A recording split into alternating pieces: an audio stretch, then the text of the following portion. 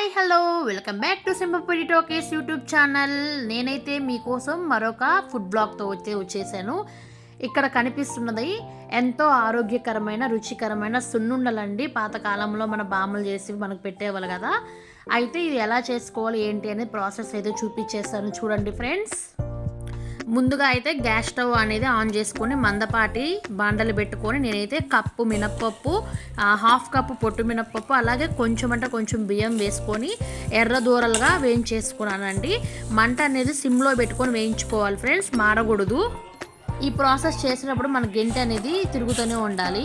తర్వాత దీన్ని ఒక పాత్రలోకి వేసుకొని చల్లార్చుకోవాలి.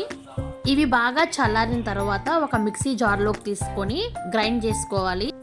పొడి అనేది కొంచెం పలుకులుగా ఉండే విధంగా చేసుకోండి. అలాగే నేను బెల్లం కూడా ఆర్గానిక్ బెల్లం అనేది పౌడర్ చేసుకున్నానండి. మీకు తీపికి సరిపోయే విధంగా అయితే మీరు కొంచెం క్వాంటిటీ అనేది ఎక్కువ వేసుకోండి. బెల్లం అనేది ఇష్టం లేని వాళ్ళైతే షుగర్ వేసుకుని అట్లాగే నెయ్యి కూడా కాచేసుకున్నాను.